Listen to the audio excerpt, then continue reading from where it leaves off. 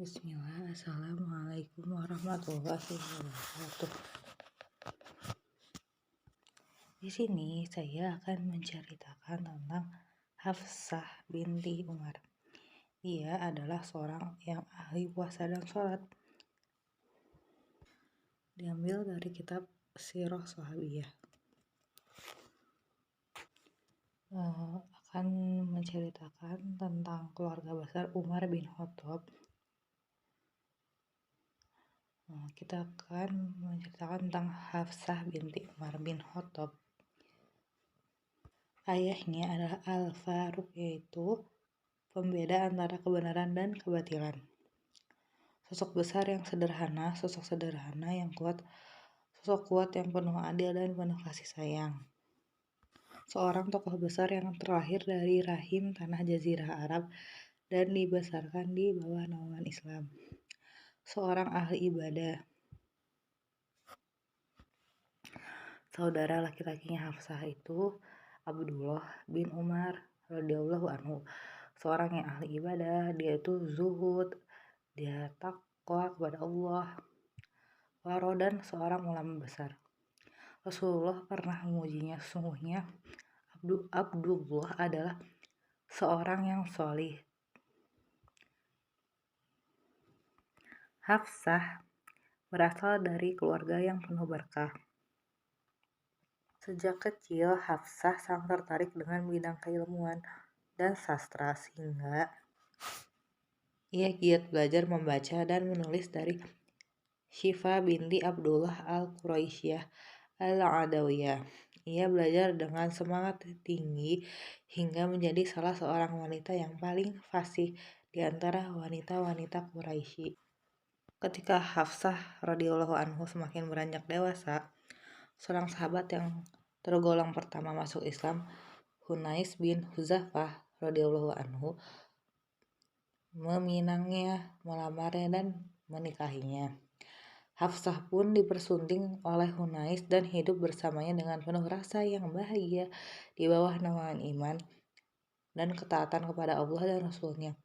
Hunais masuk Islam sebelum Rasulullah Shallallahu Alaihi Wasallam menjadikan rumah Al-Arqam bin Abu Al-Arqam sebagai basis perkembangan Islam. Ia masuk Islam melalui Abu Bakar As-Siddiq radhiyallahu anhu. Perpisahan yang menyayat hati. Ketika terjadi perang Badar yang menjadi ajang pembuktian kejayaan dan kemuliaan bagi kaum muslimin, Hunais termasuk salah seorang pahlawannya. Ia berperang dengan sangat gigih karena mengharapkan gugur sebagai syahid di jalan Allah. Dalam perang tersebut, tubuh Hunais penuh dengan luka, tetapi ia terus berperang untuk menegakkan kalimat Allah dan meruntuhkan kekuatan orang-orang kafir. Setelah perang usai, Hunais kembali ke Madinah dengan membawa luka yang cukup parah. Akhirnya, sahabat terkemuka yang mengorbankan dirinya di jalan Allah ini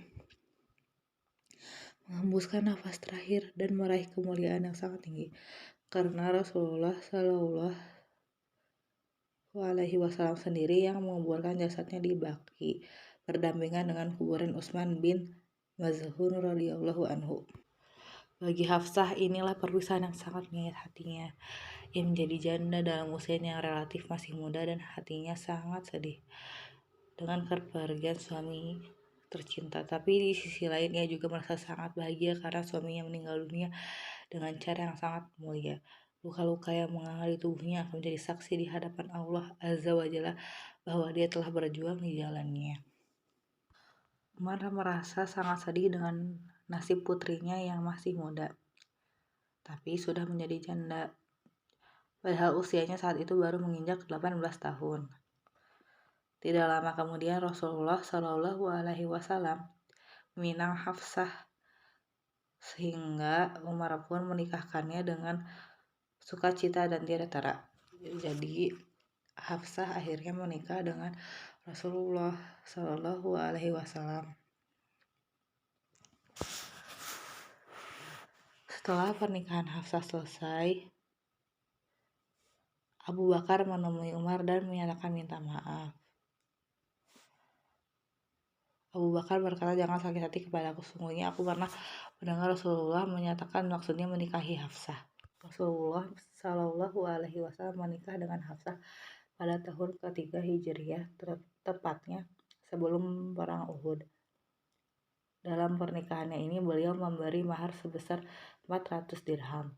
Peristiwa ini merupakan kemuliaan, anugerah, dan kebaikan yang paling berharga bagi Hafsah dan ayahnya. Semoga Allah meridhai mereka semua. Hafsah memiliki kedudukan yang sangat tinggi di hati Nabi Shallallahu Alaihi Wasallam. Aisyah radhiyallahu anhu pernah mengakui hal ini. Ia berkata, Hafsah adalah termasuk salah seorang istri Nabi Shallallahu Alaihi Wasallam yang nyaris setara denganku. Namun demikian, kehidupan istri Nabi Shallallahu Alaihi Wasallam tidak lepas dari perasaan manusiawi sebagaimana wanita pada umumnya, kecemburuan, dan lain sebagainya.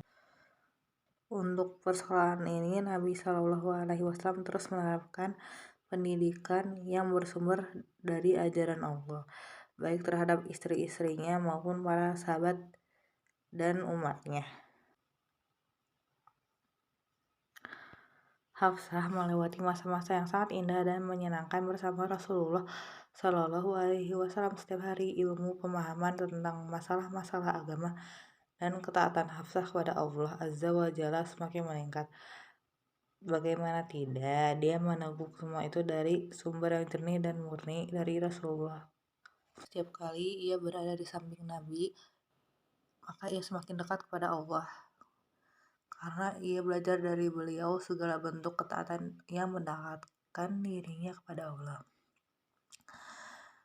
Pada suatu hari Rasulullah menceraikan Hafsah. Hafsah sangat terpukul dengan kejadian ini. Ia merasa dunia itu begitu gelap baginya. Ia tidak percaya bahwa suami tercinta, kekasih dan nabinya itu menceraikannya, tapi tidak lama kemudian Jibril turun dengan bawa perintah dari Allah agar Rasulullah merujuk Hafsah kembali.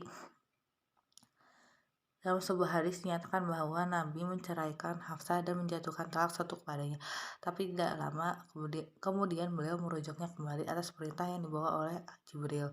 Jibril berkata, dia Hafsah adalah seorang ahli puasa dan sholat, dia adalah istrimu di surga. Sungguh kejadian itu merupakan suatu kemuliaan yang tidak dapat disetarakan dengan bentuk kemuliaan apapun. Itulah kedudukan Hafsah radhiyallahu anhu dalam pandangan Allah Azza wa Jalla. Di sini, Masya Allah, Hafsah itu adalah pasangan Rasulullah di surga karena beliau itu ahli ibadah. Pada tahun 41 Hijriah, Hafsah merasa bahwa saat pertemuannya dengan Allah Azza wa Jalla dengan orang-orang yang dicintai semakin dekat. Firasatnya benar, hanya beberapa hari berselang dari bulan Sya'ban pada tahun yang sama, Hafsah radhiyallahu anhu menghembuskan nafas terakhirnya dan kembali kepada Tuhannya. Hafsah akhirnya meninggal. Berita itu langsung tersebar di seluruh kota Madinah. Wanita penjaga Al-Quran dan istri Nabi Shallallahu Alaihi Wasallam itu telah tiada.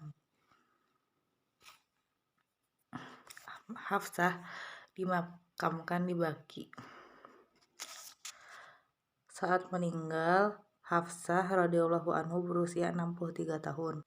Menjelang ia meninggal, ia sempat mewasiatkan kepada saudaranya Abdullah bin Umar radhiyallahu anhu agar mensodakohkan hartanya yang masih tersisa. Jadi hartanya itu dikasihkan ke orang lain, kepada yang membutuhkan. Seorang sosok wanita yang dinyatakan oleh Abu Nuaim. Abu Nuaim berkata, wanita ahli puasa dan sholat selalu memandang dirinya tidak berarti dan selalu mengevaluasi diri. Hafsah binti Umar bin Khattab, pewaris dan penjaga lembaran-lembaran Al-Quran, semoga Allah meridhoinya. Ia meninggal untuk menjumpai suami dan kekasih sekaligus nabinya. Jadi sebelum Hafsah meninggal, Rasulullah meninggal duluan di surga Allah. Memang benar karena dialah yang dikatakan oleh malaikat Jibril kepada Nabi Shallallahu Alaihi Wasallam, sesungguhnya dia Hafsah adalah wanita yang selalu berpuasa dan sholat malam. Dia adalah istrimu di dalam surga. Semoga Allah meridhoinya dan membuatnya ridho, serta mengumpulkannya kembali dengan kekasihnya Muhammad Shallallahu Alaihi Wasallam di dalam surga. Sesungguhnya hanya Allah yang mampu mewujudkannya.